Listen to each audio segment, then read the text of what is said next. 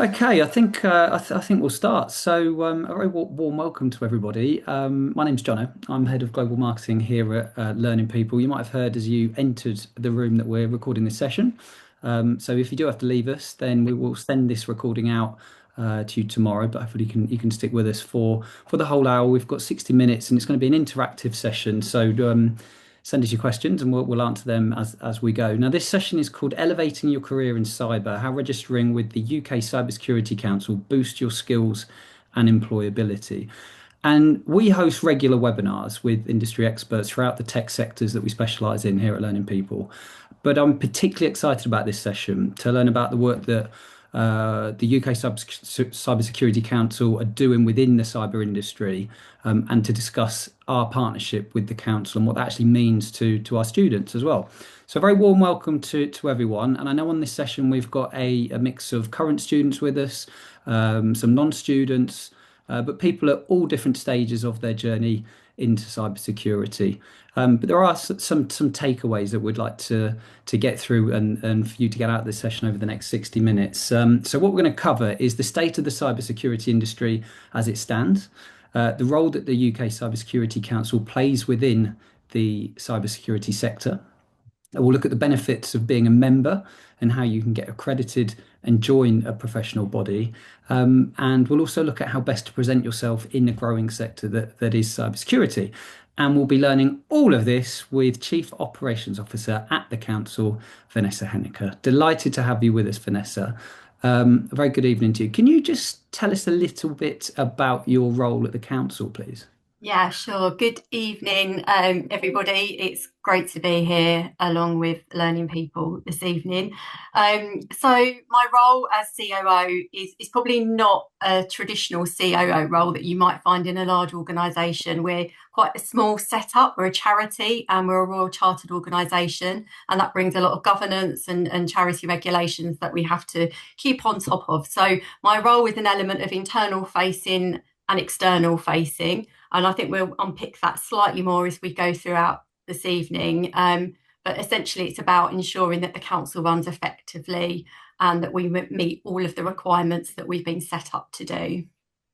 Thanks, Vanessa. Yeah, we'll definitely have a bit of a deeper dive into that as the session goes on. We're also joined tonight by our Director of Education, Rachel Kay. Rachel, could you tell us a little bit more about our partnership with the council and also how our students can reach associate level with our CompTIA Security Plus training? Yes, of course I can. Good evening to everybody. I hope everybody's well. Yeah, our journey with the council started right at the beginning of the year, actually, when I'd recently been to their conference and I was totally impressed with what they were doing around building a career skills framework. And very quickly, we took the opportunity to talk to the council about how we could map the content of our CompTIA Security Plus certification against the associate level standard. So we worked really closely with the council, looking at our content, and was absolutely thrilled. I think it was sort of October, November time this year when we got the note that actually our pathways had been officially accredited in the fact that we meet the criteria on the framework for our program. So somebody's actually already asked in the chat, what happens if I'm a Security Plus student? How can I get membership? So for those of you that are currently doing the training, you will get that associate certification once you've done your S Plus. And we work with you. I won't go into all the administration now. We work with you to go and get that from the council. And then you can use post nominals after your name as an associate member. So yeah, we're actually one of the only training providers that are able to do this at the moment. So we're super proud of what we've done. And we believe that it starts our students on a ladder to be in that cyber profession and over their careers continue to go up through the different levels, eventually, reaching chartership for some of you. So it was really important for us to build that relationship. Yeah, it's super exciting this to be able to offer that to our students. So I know that this session is going to be really worthwhile. We've got keep those questions coming in as Rachel said, and we'll jump to them throughout the session. We're also going to do a few polls as we go. So the first poll we're gonna do now, and the question is, where are you in your cybersecurity journey? There we go. So you can just click on one of those answers, and as those answers come in, I'm just going to do a bit of a deeper dive into some stats around the industry. I'm sure we all know how much cybersecurity or the demand for cybersecurity is around the world, but it's always fascinating to look at the stats because the demand keeps going up. It doesn't look like it's slowing down at all. So, according to the UK government's most recent report, the UK is the most targeted country for cyber attacks, with 43% of businesses experiencing cyber breaches last year alone. The average cost of one of these incidents is around 195,000, which obviously that's a massive hit for a small business, but with a global annual cost of 14.7 billion, which is very difficult to comprehend that figure. And I'm sure you've all heard of the recent Jaguar and Land Rover attacks. Now, this has been labelled as the most economically damaging cyber event in UK history, which is mega. It cost a whopping 1.9 billion alone. The UK cybersecurity sector is currently valued at 13.2 billion, and it supports around 67,000 jobs. As we've said, that's set to grow. And then I think this is a great stat. There's a shortage of, whichever way you look at it, it's great for students. There's a shortage of 430,000 cyber professionals in the EU alone, with 4.3 million roles globally left unfilled. So that's mega. Right, so where are we at with the poll then? Where are we in our cyber journey? I think the majority of you have answered, which is great. So 37% are looking to move into cyber and just still researching, which is fantastic. 55% of you, I'm studying for my cyber certifications, which is brilliant as well. 7% I'm interviewing for cybersecurity roles, which is super exciting. We'd like to hear more of that. No one's got their first role lined up as of yet, and we've got 1%, one person on the session who's already in the cyber role. If that one person is you, do you want to put it in the chat what role is? It'll be interesting to know. Cool. Thank you for that. We're going to have some more polls as we go, but let's get into some of the questions. So it's broken down into 3 or 4 different sections, and the first one is about the Cybersecurity Council. So we'll start by asking Vanessa which she did briefly, but to give us a brief overview of what the UK Cybersecurity Council is, how it was founded, and kind of why was it created? Yeah, that's a really good question. So it was born out of the UK cybersecurity strategy, so government strategy back in 2020, and it was to address a couple of challenges or issues that are currently in the sector. So I'm sure many of you today on the call are very familiar with how confusing it can be getting into the cybersecurity as a career. There isn't natural pathways that are always really clear. There's a number of different certifications and qualifications that you could take. Some people get into the role through previous IT jobs, for example. Some people get into it through qualifications and certifications. There's lots of different ways of doing it. So I think partly the idea of the council was to try and provide some clarity around pathways and careers. And a part of what we've done is created a cyber framework, which has split the cybersecurity profession into about 15 different areas with specific information around roles and skills and qualities that you might need for those particular areas. So that's part of what we're doing. The other part is around setting standards. And this is what relates back to professional standards. So if you think about some other professions that are out there, such as medical, nursing, accountancy, law, engineering, they're all governed and they're all regulated. And there's a set of standards that people have to meet to be able to gain a professional title. So it's almost demonstrating that you're competent to do a job. And what we've been tasked to do is very much that for the cybersecurity profession. So we are creating a set of standards that people can take at various times throughout their careers to demonstrate that they have the competency to do a particular job. And the idea of that is that gives confidence to businesses, so they know who they're looking for when they're recruiting people. If you're recruiting someone with a particular professional title, you can be certain that they hit a certain competency bar. If you are a recruiter, that could be something you'd be looking for in the future when you're putting out job descriptions or you're screening people and shortlisting people. It just provides that assurance across the UK, whether it's government or industry or to the public or private sector. So the idea of a register is that if you hold a professional title, you can join the professional register, which is a bit like all of the other professions that I've mentioned. That means that you abide to a code of ethics and ethical practice. If for any reason somebody goes against that or commits a kind of crime in some way, then you can be struck off that register, as you would if you were practicing medicine or law. So it's about individuals being accountable for the work that they do. And that's becoming so important in the UK and globally now, with the rise in cyber crimes and the need for regulation and oversight of people working in this sector. So it isn't regulated at the moment. It isn't forced that people have to join the register, but we are seeing government put a lot of levers in place moving in that direction. So it's essentially about professionalising the cybersecurity industry. It's about helping with the pathways and the career pathways through the profession, and through doing that, addressing some of the skills gaps that we're seeing as well. Which is absolutely fascinating. So how do we ensure that we keep to those strict standards?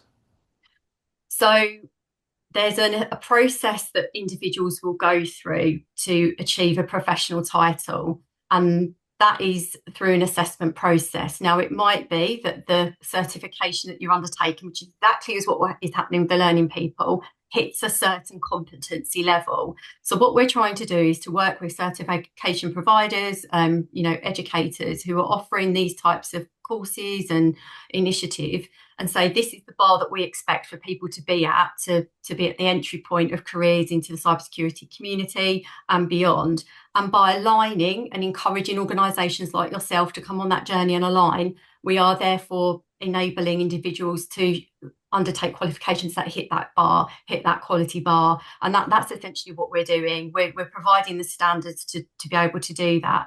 So, and there's different standards depending on the titles that you're working for. And also, as you go beyond associate, they're split into specialisms as well, depending on the career that you go into and maybe specialising within cybersecurity. Our career framework is on our website, so that will explain it in a little bit more detail how it's all split up. But essentially, it is about setting that standard and helping explain and provide clarity around what that means and what that looks like for individuals who go through that. And I know there was a lot of work for us to become a partner because of such high standards. Yeah. And so can anybody apply to be a partner with the UK Cybersecurity Council, and how long is the process? As in organisations? As in organisations, yeah, rather than individuals. Organisations can.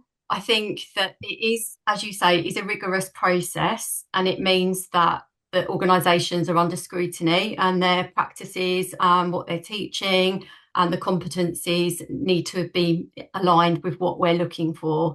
So I expect that that is something that more organisations will do and will take up as we move forward, because this will become bigger, this will grow, and this is something that, employers, government and industry will point to, that they want cybersecurity professionals who are on the register. So we will see that happen over time. But I have to say that the learning people, you're being really innovative in this way, and you're kind of leading the way. This is the first partnership that we've got for our associate title, which is really exciting. And I expect others will follow in due course, but they have to meet that standard. And we'll talk a bit more about the work, obviously, that you're doing with government. But I'm quite interested to learn from your role, Vanessa. What does your daily role look like as Chief Operations Officer? Yeah, do you know what? It's really hard to answer that because every day is so different. Today, for example, I was on a 3-hour trustee meeting because we're a charity. So we have a board of trustees that we have to answer to, report to, who govern us. So I had a long meeting this morning talking to them and updating them on our progress and our plans and what we're doing.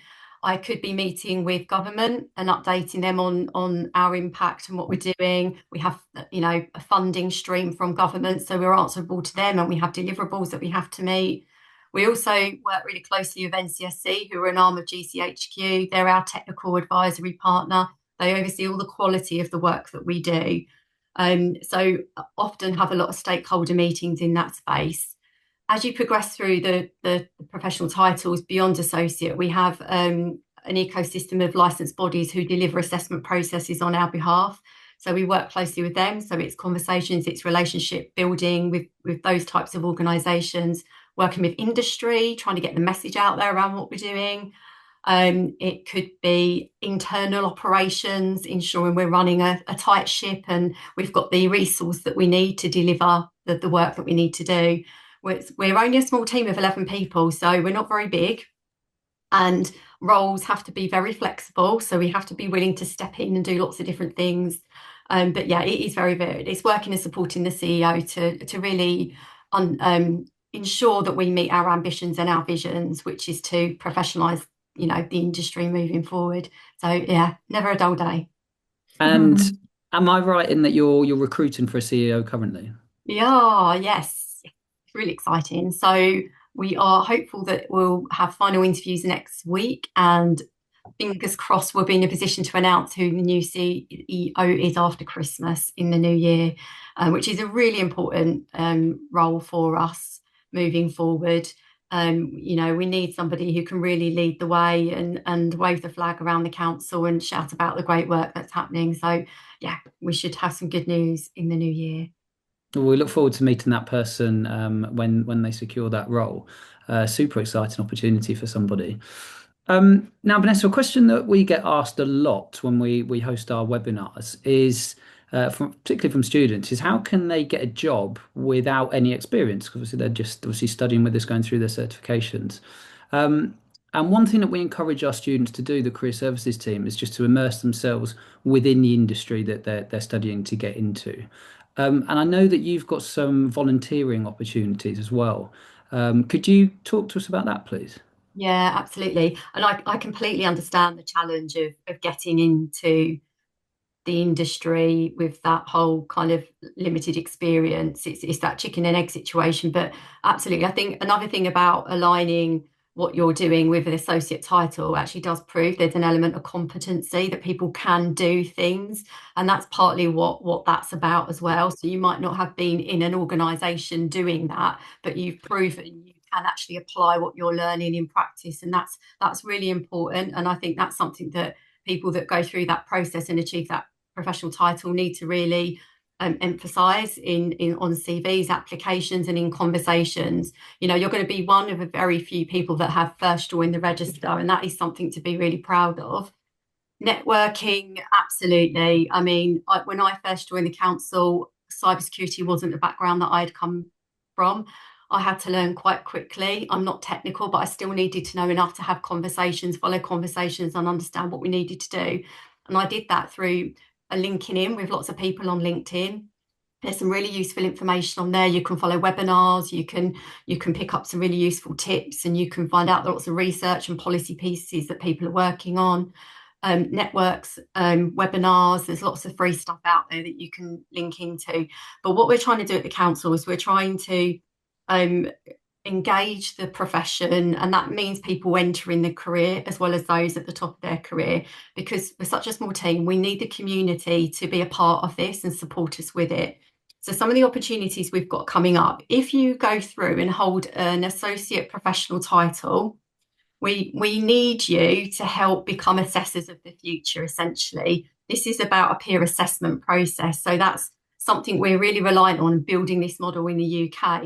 So if you hold that professional title, we are already working with people on our register and saying, would you volunteer for us? Would you help us assess the next batch of individuals that are coming through? And that's really great to give so many different skills, transferable skills that you can then put on your CV, take to interviews, talk to organisations about. It shows that insight and understanding what cybersecurity is and what professionals are, and assessment capabilities and interview capabilities. So all of those things that you can get out of that opportunity. So we're really keen to build a bank of assessors. It's also probably worth pointing out that we also have other volunteer opportunities as well. So people that are working within cyber but may have transferable skills. We have a whole volunteer bank of volunteers. We call them expert volunteer panel, but that doesn't mean you just have to be a volunteer, expert volunteer in cybersecurity. It could be you've previously worked in education or assessment or mapping products. We always need other areas of support as well. And it's a way of helping us, but also getting your foot in the door within the council and the cybersecurity industry and meeting other professionals and meeting other people. So there is a section on our website for volunteering. And that associate bit, as soon as you get your professional register on your register, we will be in touch with you to see if you want to get involved in that element of work as well. And we're also recruiting, for those of you who are identify as youth, young people. We are recruiting for our youth advisory panel, our next cohort in January as well. So there's opportunities there for people to join the journey. So yeah, we would really encourage that. Yeah, well, that's I mean, it's a really wonderful opportunity for so many people. So another reason to get yourself to associate level. Yeah, super exciting. I'm really glad that we can offer that as well, Yeah. being in partnership with you. So, Rachel, is there anyone answering or asked any questions that you want to answer to everybody before we move on to the Yeah, next section? yeah, there is. It's always hard to because I'm trying to listen and I'm looking at the questions at the Yeah, same and we can time. So give there's a Vanessa couple a of chance to have a drink. there's a couple of themes that are coming through. So first of all, those people are saying if you're not a member of the learning people community, can you still apply to be an associate member? The answer is yes. You can go on the council's website, and obviously you'd have to go through their assessment process, which is obviously not the same as the learning people.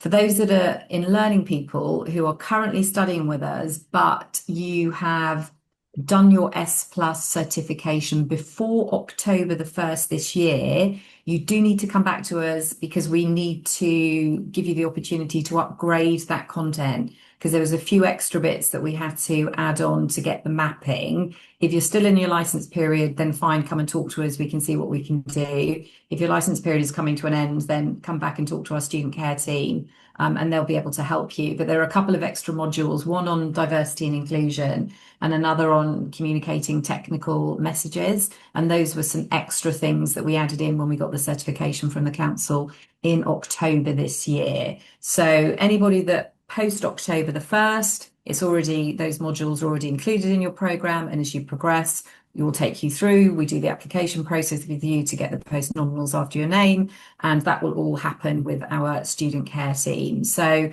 I think that probably is quite a common question that's come up in the chat. So hopefully that answers some of the questions. Yeah, that's probably it for now, Johnny. Cool, thank you.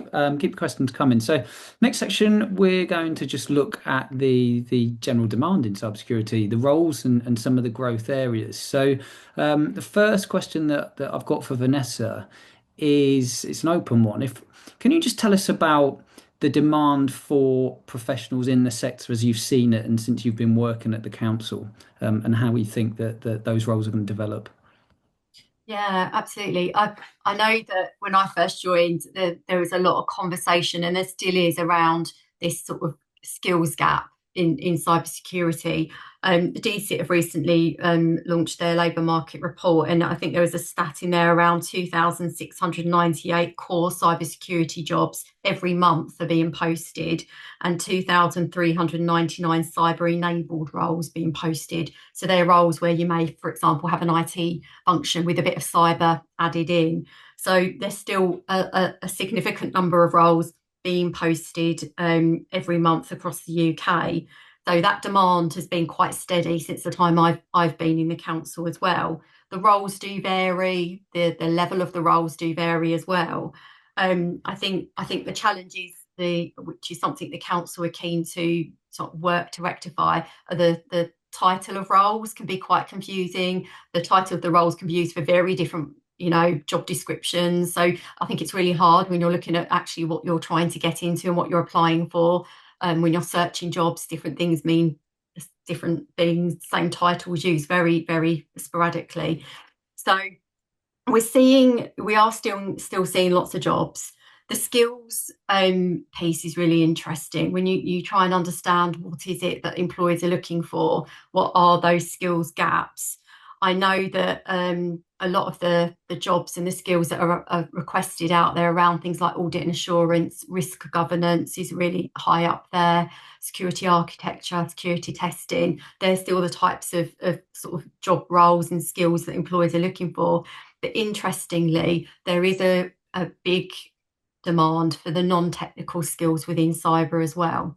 So a lot of those transferable skills are being asked for it by employers, and that is everything from problem solving, team working, time management. It all sounds very basic and very obvious, but actually those skills are really critical in cybersecurity. And I think a lot of employers are struggling to find people that have those and can demonstrate those and maybe have experience of those skills and can talk to them as well.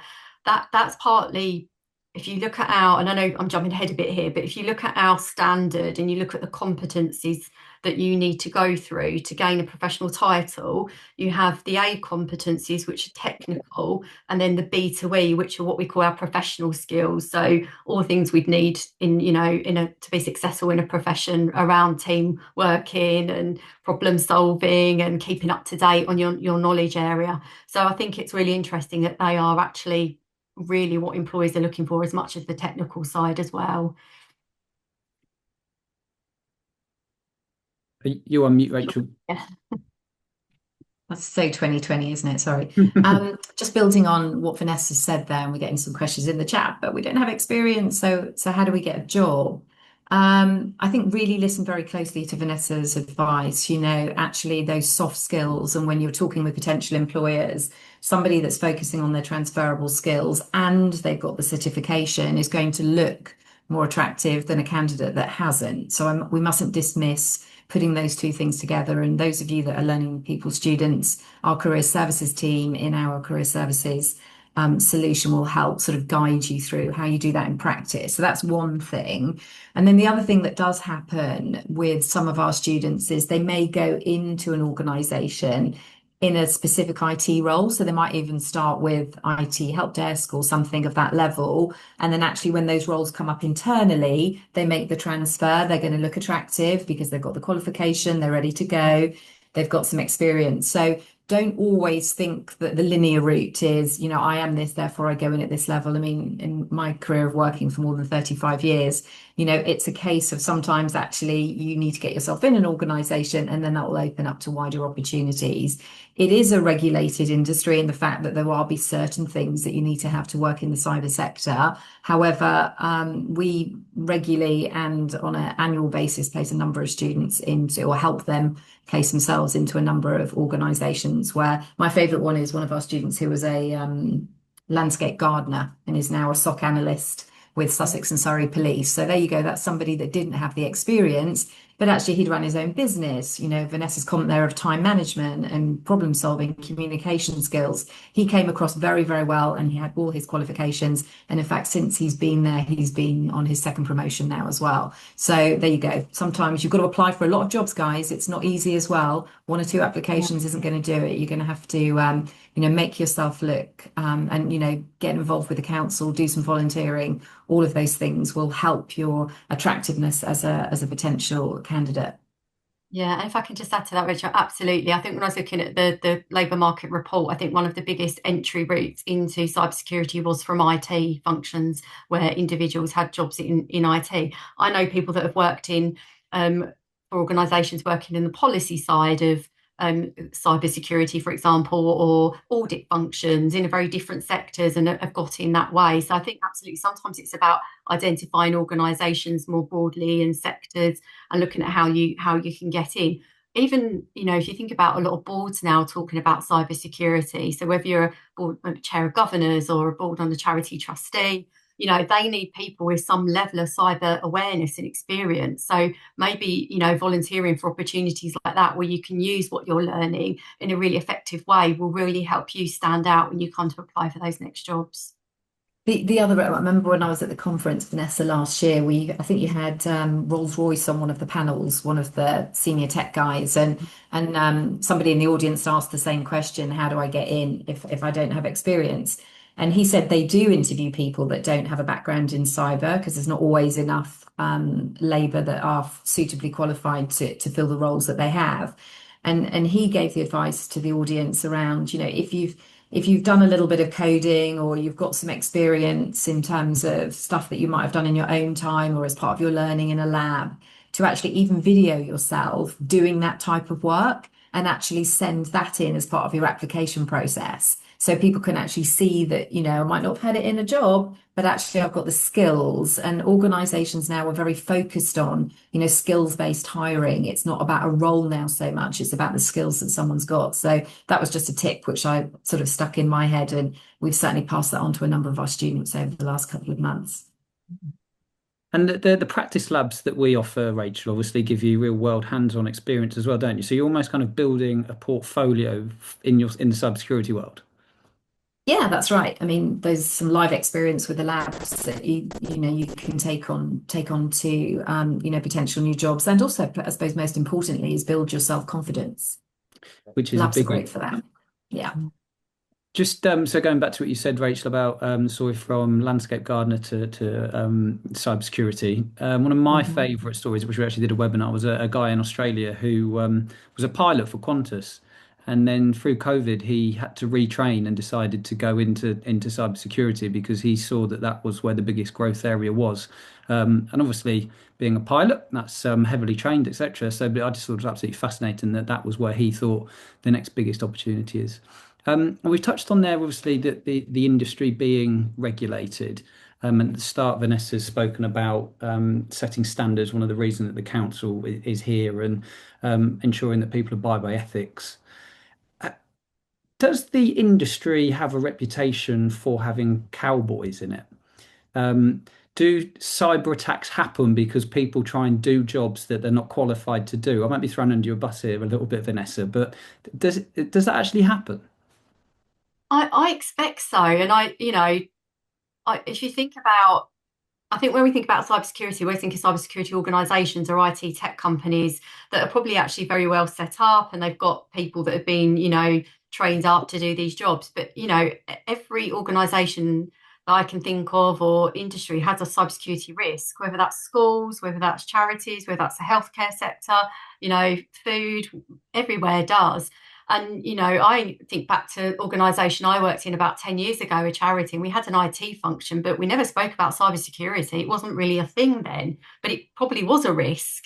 And it's become a bigger risk over many years. So I think it's maybe not even people trying to do something that they think they can do, but not even aware that they don't have the skills to do it, or maybe just don't have the skills to do it. And boards and organisations not fully aware that they need to do something about that and invest in that, and bring somebody in who does know how to tackle those issues or train people up in the right way. So I definitely think there's an element of complacency still, and until something like that happens to somebody or an organization, then they don't actually know the true impact of it and the effect of it. I think it's definitely more public now. Obviously, the Yeah. Land Rover example is a really good one.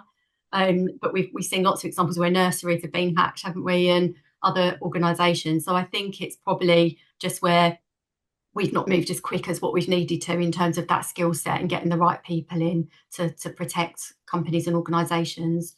But yeah, I know NCSE and government are trying to do a lot around training and training boards and training senior leadership teams to, help them understand what they need to do. But I think that's probably a big part of it. And you may have Um, people out there who are trying to do the job but aren't trained to do it. I expect there is, you get that everywhere, don't you? So I expect there is that element of it. And that comes back to why it's so important to have a standard that tests your competency to do something, because you can't hide from that. That's really, really apparent whether you can do it or not.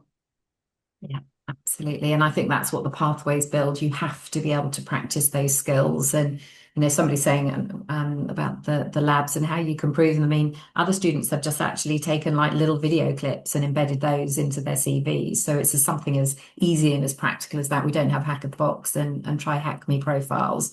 But yeah, you can certainly, use your creativity to create those, because employers, are keen to know that somebody can actually do those keystrokes. And it's, I mean, depending obviously what level you get to, there is a lot of pressure involved in it. Obviously, there was attacks on M&S, was it the chief technical Yeah, officer that's right. who Yeah. lost their job as a result of that, which obviously cost billions. But with experience, the salaries within the industry grow quite significantly as well, don't they? But it is a high risk industry, and then obviously the certifications that you get will give you the confidence to be able to take on those jobs with which are high risk but high paid as well. Mm. Just going to ask the question about AI now, because it's something that comes up a lot. And how do you see AI, Vanessa, changing the shape of the cybersecurity industry? Does it pose bigger risks because it's AI, and it's relatively kind of unknown? Is that how you see it? Yeah, do you know, there's a lot of, I know that's noise, there's a lot of discussion, there's a lot happening in the AI space. Everywhere, every meeting you get onto, there's some discussion, something happening. There's lots of I guess groups that have been set up. There's lots of companies setting up, focusing on this as well. I guess it brings opportunities and risks, I think, because cybersecurity specialists could use AI tools or AI software to support their roles and help their roles if done rightly. So it could actually take away some of the kind of the mundane elements of the work that you might be doing in certain roles. But equally, the AI tools and software need to be protected and need to be safe as well. So it brings another layer of need for cybersecurity, resilience and strength, etc. So I think from those perspectives, it's quite interesting. And I think what we're going to probably see is that the roles will change as a result of AI. I think it's still quite early to know exactly how and what that will look like. Um, I think one of the things that we're looking at is really around quantum. So quantum's another big thing that's on the horizon, and that's something we've been sort of horizon scanning on as well. What the impacts of quantum computing will have on AI, on cybersecurity, on technology as a whole. So I think there's quite a few emerging technologies coming up quite imminently that will just create a need for a lot of focus and reflection. But I think I was talking to a cybersecurity person not that long ago, and he described AI as being a bit like trying to nail jelly to a wall at the moment, because it means different things to different peoples and it's moving in such a quick direction. It's really hard to nail down and really get a grip of it at the moment. So I think from a professional standards and professionalisation perspective, cybersecurity sort of will run as a golden thread throughout AI, but we're just sort of standing back to see exactly where we need to hone in on and pull things out of as well. But yeah, really interesting space. It's fascinating. Obviously, it's something that always comes up. Go on, Rachel. Sorry, just on that, because a couple of people have asked in the chat. So, in the learning people pathways, certainly the cybersecurity starter, cybersecurity analyst programs, they include a AI certification, either with AWS or Microsoft Azure, that gives you that sort of basic level of AI knowledge, particularly around security and ethics. So yeah, anybody joining Learning People, not only will you get your S plus, but you'll get your AI certification as well, which again, for a potential employer, you understand the principles of how you're going to work with AI. It doesn't make you an AI specialist. You're certainly not doing, you're not going to be doing large language programming and stuff, but it will give you that base. Someone's just said I didn't get that in my pathway. It depends when our AI stuff. I think was it September, August, finding up. Shortly we'll have that. Cool. Thanks, Rachel. Right, we're going to do another poll. So the next question is, which area of cybersecurity are you most interested in? Which will appear right now. So information security, penetration testing, ethical hacking, networking security, data protection analysis, or cloud security. So I'll give you a couple of minutes just to answer those. And the next section we're going to look at, which we have covered areas of this, but we'll dive a bit deeper. So this next section is career accelerating and accreditation tips. We started talking about the register, Vanessa. So what does being professionally registered mean for cybersecurity professionals? And is this an open register? So at the moment, it's a closed register, which is really interesting. When we first created the register and had it built, there was a lot of conversations around whether the public should be able to view the register and see individuals' names, where they work, whether they're chartered or hold different professional titles and in what area. And I think because there's a lot of individuals who work in government who were actually going onto the register initially because they were part of the pilot programs. I think there was a little bit of nervousness around having that information accessible to the public. However, I think we've gone on a bit of a journey, and we are of the mind now that we will most likely need to make this an open register. So we're going to have to consult on that and have to think about those that are in roles that can't be publicly displayed, how we protect that information. But from a recruitment, employment perspective, and for public interest, we probably do need to operate an open register. So that's something we're going to be consulting on next year with a view to flipping it. So that means that if you're applying for a job and your recruiter wants to do some checks that you hold a professional title, they will be able to go to that register and find you on there and check that it's valid and that you're actually, got the credentials that you say you do. So that's our vision for next year. And is this let's say, the only register of its kind in the UK then? It will be the only register for cybersecurity in the UK and probably one of the first in the world. We are trailblazing in the UK with professionalisation. Other countries are doing things and moving along at pace now, but we were the first to set one up. So yeah, it's quite an important and exciting initiative and move. And I think that the register is the unique selling point of the council. The register is kind of the place that people want to be, because that is where you will be held accountable and, as I say, struck off if you don't adhere to that ethical practice that you need to be part of it. Yeah, and actually, what our students will get when they qualify is a digital badge. So certainly, all over your LinkedIn profile, CV, etc. That'll be a great way for other, organisations to look at you and know that you're part of that register, which is a huge benefit. And is this something that is discussed at government then, having this register available for everyone to see, so we can set standards and keep best practice? Yeah, absolutely. And government are actually leading the way with aligning a lot of their schemes so that their staff have to hold a professional title, or organisations they commission in the future to do pieces of work for them, such as security testing.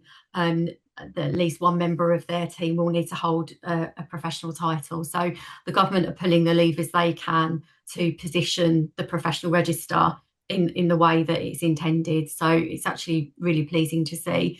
And actually, they've committed funding for the last couple of financial years to put staff through the professional registration process so that they're building up that capacity, so that they know they need to lead by example. They know they need to lead the way, and they're committed to doing that, which is a really good place to be. So, and you mentioned previously there about having the register, and that it's the first of its kind in the UK, but other countries are catching up. How do you envisage this kind of progressing over the years? Do you think there'll be a global register or country Yeah. specific? Has that been discussed?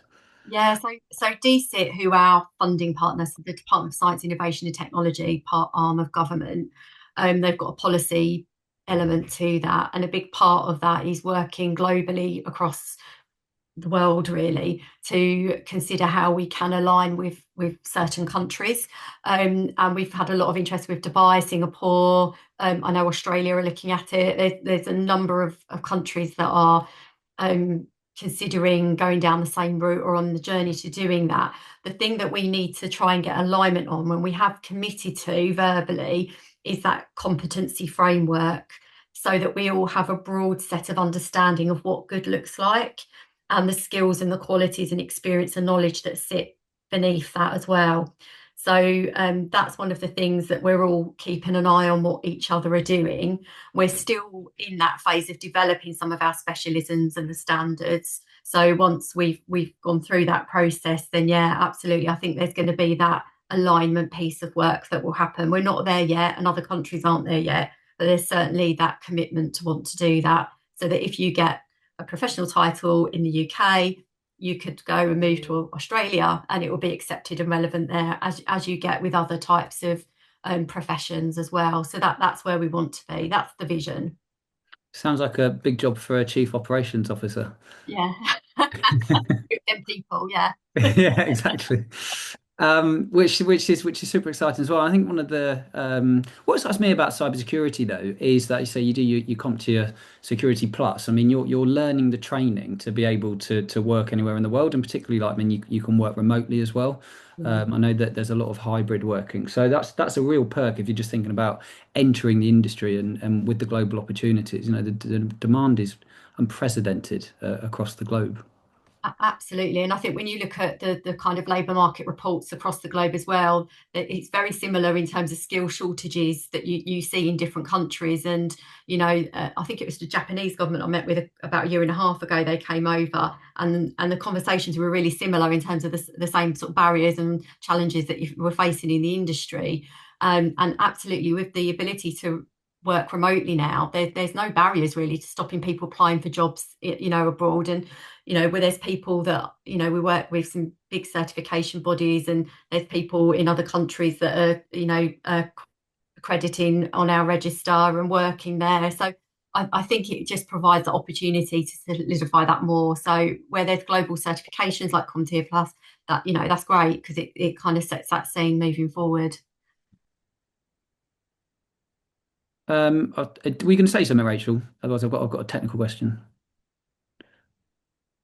No, we are just getting a lot of questions about the cost. Okay. So obviously, if you're coming through Learning People, we have embedded the cost into our pathway price, so no additional charge.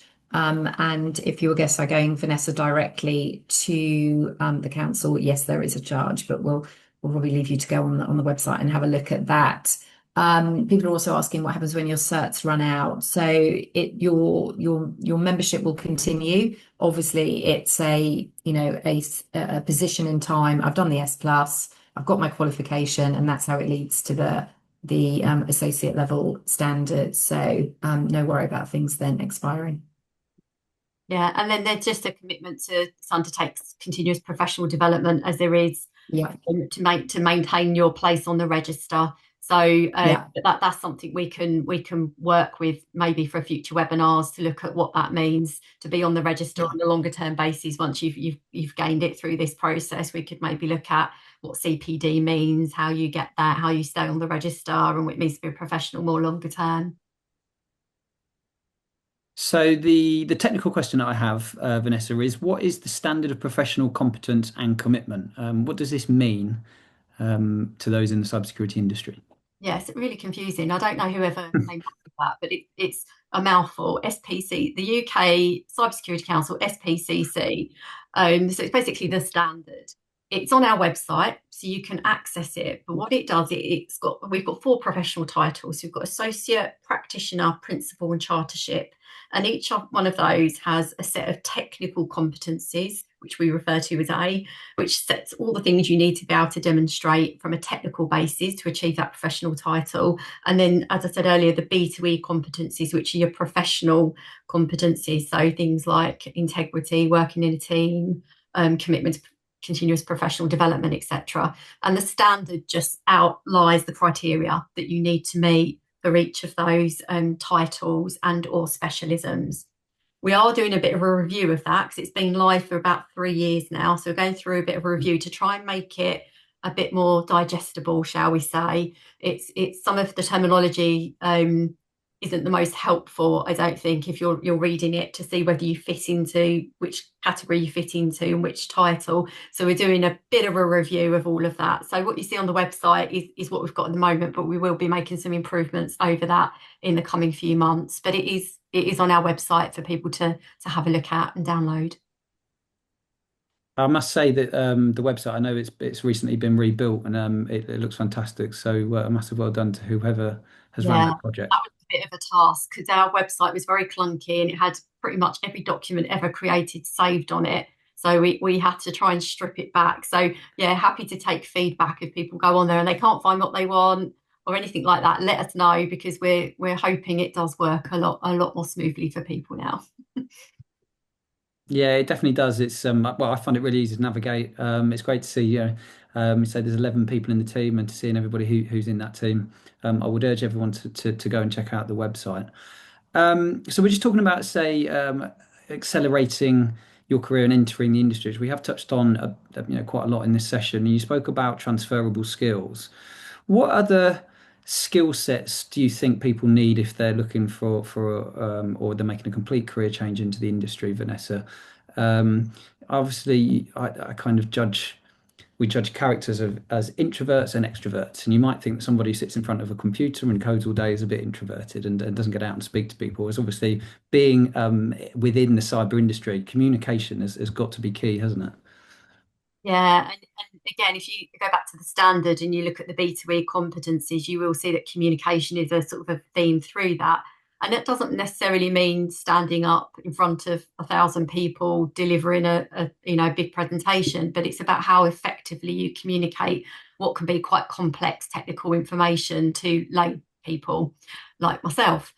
Or sitting on a board, or to senior leadership team that aren't technical. So I think that's the element of communication that can be really critical in a cybersecurity role.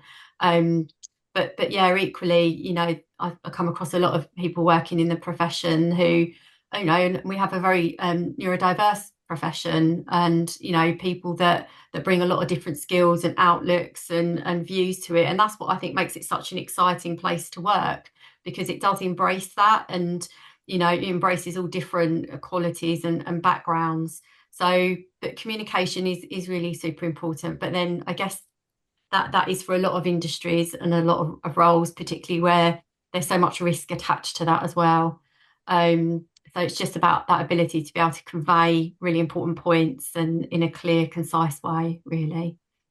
I'm not sure if I answered your questions or no, sorry, when No, you definitely did, and I think it touches on, it's important to have the soft skills to complement your hard yeah, skills as well, which is a particular focus for us at Learning People.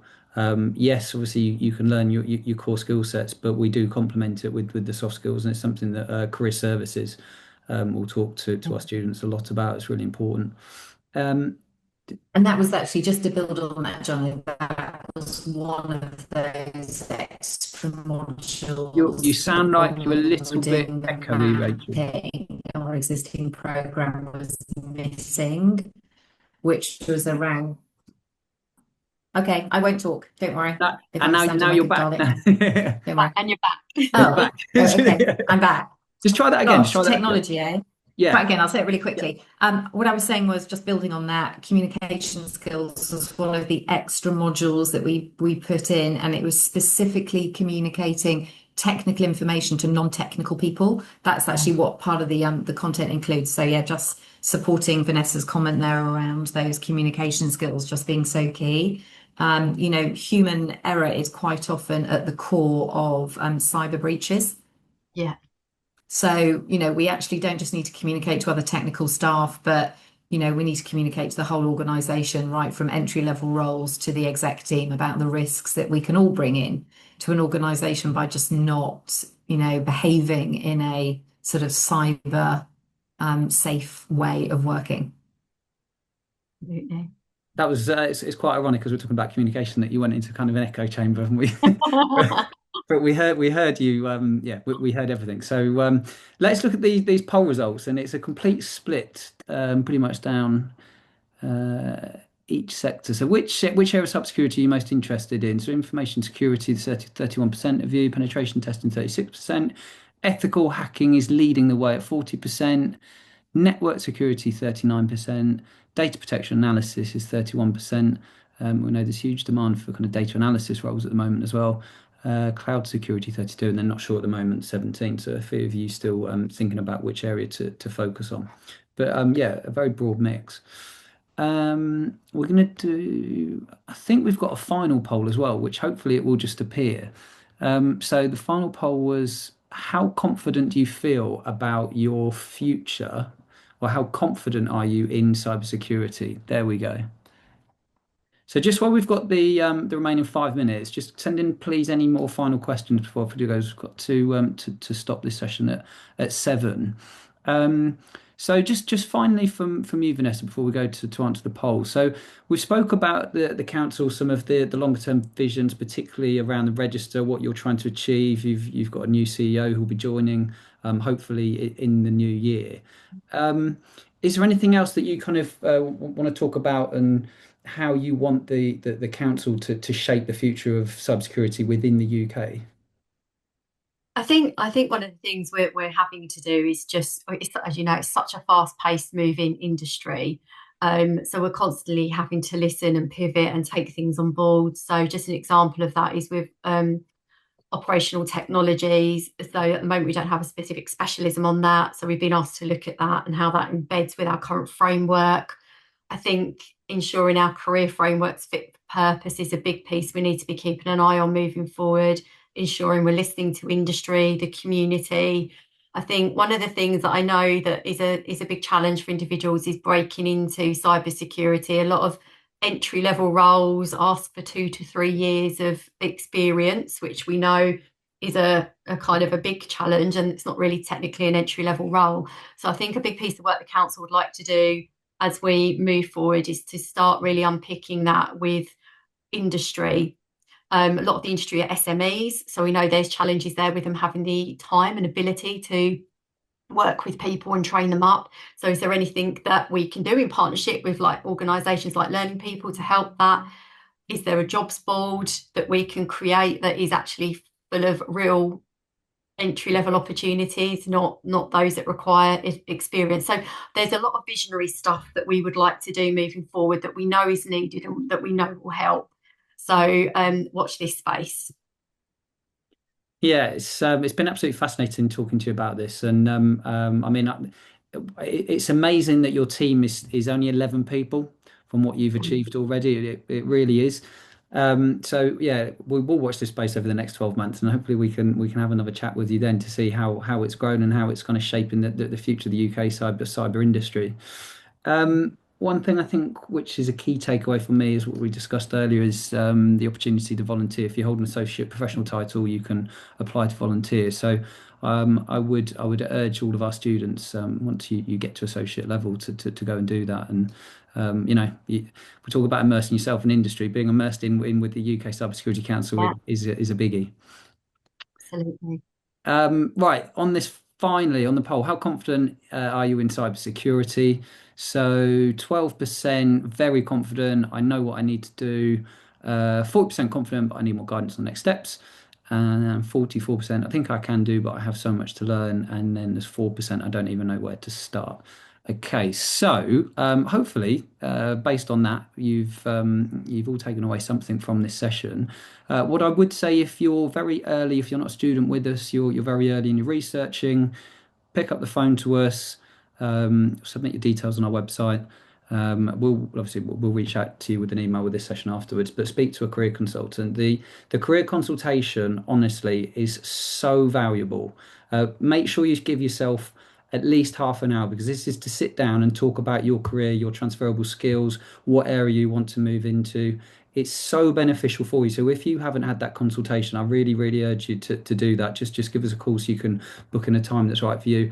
And obviously, if you are a student with us, you've got so many positives to look forward to. What with becoming an associate and just connecting with the council, you're well on the way in the right pathway. We know how big the demand is within the industry.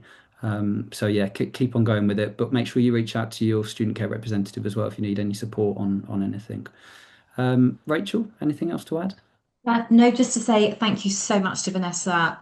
It's definitely been one of my highlights with Learning People this year, creating the partnership with you. So thank you.